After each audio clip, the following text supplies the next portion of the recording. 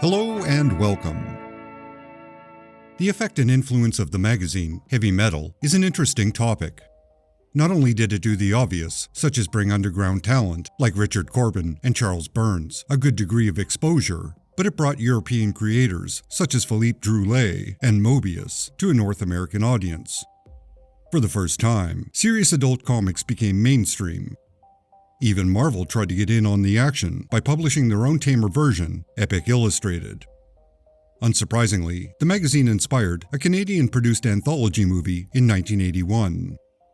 The motion picture resembled a greatest hits package, with a framing sequence that tied all the various pieces together. Originally, that framing sequence was intended to be Moebius's Arzak, but Moebius wouldn't allow that character to be used. So, a substitute character, Tarna, was inserted in Arzak's place, and she became the subject of the classic, unforgettable poster for the movie. Heavy Metal was animated at Nelvana, one of the few animation studios in Canada. For the record, it's named after the superhero, Nelvana of the Northern Lights. She has the distinction of being the second female hero in comics, debuting after Phantoma, but before Wonder Woman. Unfortunately, the collapse of the Canadian comic book scene following the end of World War II caused Nelvana and the other Canadian heroes to disappear into history. Anyway, back to the animation studio. The Heavy Metal movie wasn't a massive, blockbuster hit, but it was successful enough to pull in a very nice profit. More importantly, it inspired Nelvana to produce its own original movie, Rock and Rule.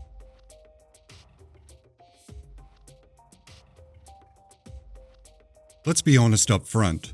Rock and Rule is a disaster, but it's a beautiful disaster. The entire production was an oddly enjoyable nightmare for everyone. In fact, it went into production without a script, characters were redesigned over and over, and it was pieced together as it went along.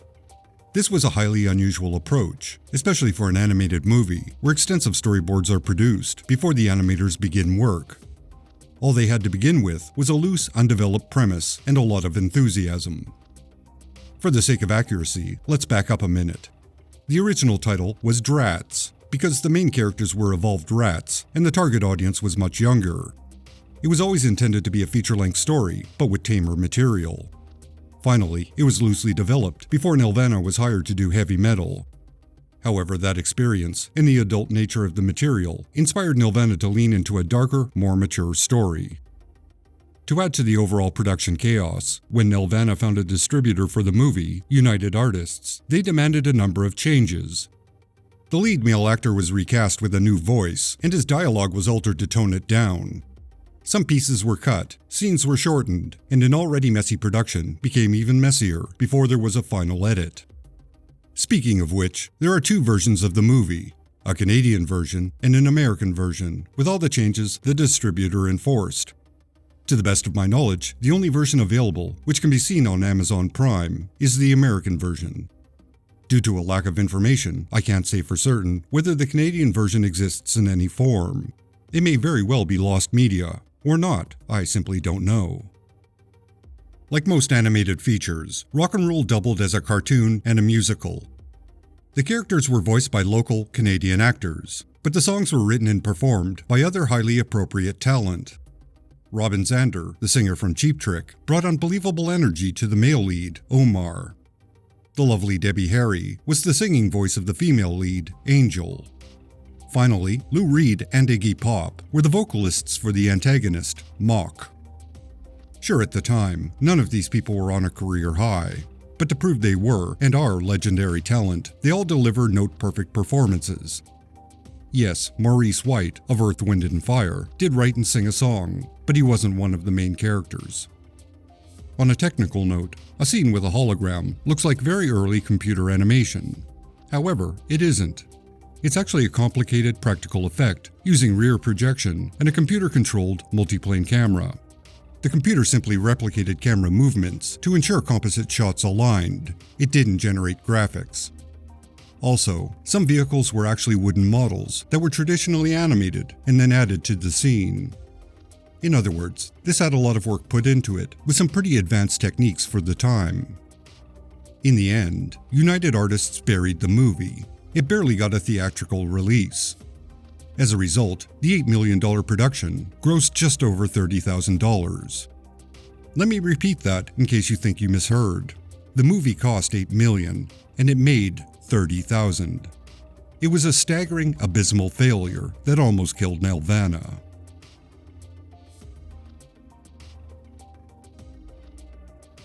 Marvel Super Special number 25 adapted Rock and Rule. It was scripted by Bill Mantlo, but it has no credited artist. That's because every panel is a frame captured from the movie. This makes it look like a Star Trek photo novel, but it looks more organic due to the drawn artwork and the classic rounded balloons for dialogue. The end result is somewhat murky, with images that aren't crisp. It didn't have the slick high quality normally seen in Marvel magazines. While the panels are mostly arranged well, there are some pages that are a tad awkward. It's not as fluid as one might expect. The scenes with songs are truncated to a point where they almost seem non-existent, but that might have been for the best. Other comic book adaptations of musicals have also struggled to get these sequences just right. So what's the story about? The story revolves around Mock Swagger, a rock superstar and magician who is clearly a parody of Mick Jagger. His career has been very successful, but now it's starting to fade. He spends his evenings wandering the clubs of ohmTown looking for a voice. The perfect voice that will complete a spell and unlock a hellish dimension. Once unlocked, Mock will attain ultimate power and rule the world. Mock finds the voice he needs with Angel, a singer in a small band. Mock attempts to coerce her into joining him, but when Angel refuses to leave her band, Mock straight up drugs and abducts her. The other members of the band, who are also hopped up on drugs when this happens, decide to rescue Angel once the goofballs wear off. There are a number of complications, a few fake-outs, and other shenanigans, but it all culminates at an apocalyptic concert with Mock calling forth a Lovecraftian demon. It all seems hopeless until Angel and Omar unite and sing the demon back to hell. Rock and Rule contains elements that were used quite differently in Metalocalypse, and to a smaller degree, the wicked and the divine. For the former, it was a superstar metal group canceling an apocalyptic event. Both are quite gothic in approach and design. For the latter, it was the use of magic and music to create spells. I'm not suggesting either were influenced by or plagiarized Rock and Rule. I'm simply pointing out that you can see the core ingredients, magic, music, and love, set against an event that will change the world, were well ahead of its time. Conceptually, it had a lot baked into it that others would refine in decades to come. It had a lot of potential that wasn't fully realized. Unfortunately, the movie and the adaptation itself are pretty messy. It is, as described at the beginning, a beautiful disaster. The comedic bits, meant to lessen the tension, seem out of place. In my opinion, I'd say those bits acknowledge the movie is an animated feature, and because of that, comic relief is expected. So it stays in its lane, instead of leaning into being a completely serious, straightforward drama. The biggest criticism applies to a significant portion of the motion picture. Between Angel's abduction and the final concert, it's pretty clear the movie is killing time. Sure, there are character beats, and for the purposes of drama, there will be complications to overcome before getting to the finale. But there are some scenes that drag and don't really contribute or convey anything meaningful. They seem like filler. While it's not an incoherent mess, it does indicate a lot of these problems could have been addressed if they started with a full script. One thing that firmly roots it in the 80s is its wicked synthesizer soundtrack. For anyone who grew up in that era, or for those that enjoy that style of music, you'll have instant acid flashbacks. It's practically a character itself.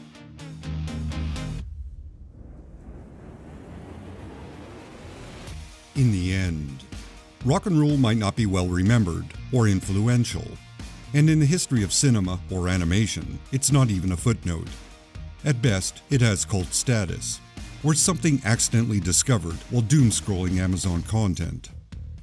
For the most part, this movie has been deeply buried for years.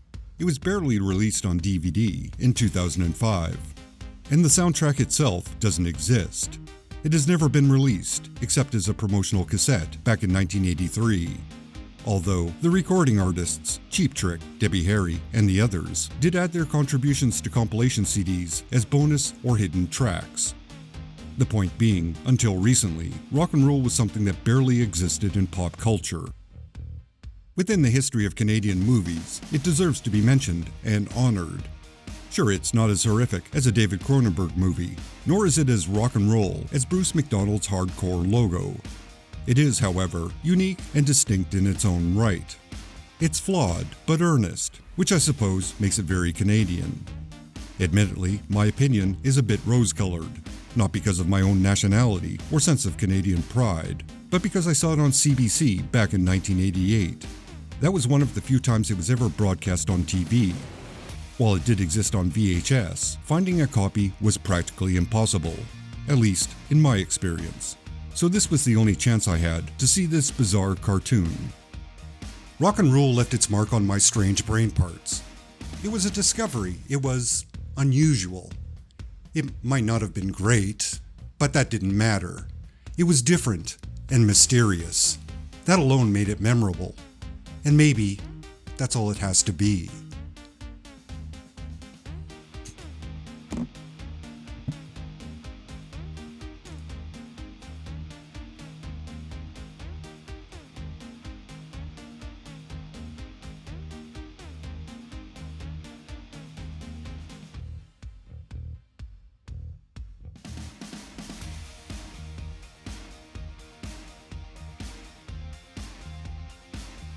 Extra special thanks to Plutocracy, Spencer Estes, Green Man, Constant Disappointment Records, Jeff Nicholson, Sickin, Francis De La Cruz, Russell Bull, John Nyukes, Andrew Barton, Odin Ashcroft, Ruby St. Dennis, Phil Sagan, Edward Clayton Andrew, Corey Drew, Brian Deaton, Tom Granis, John Gaunt, James Graham, and Matt Marino.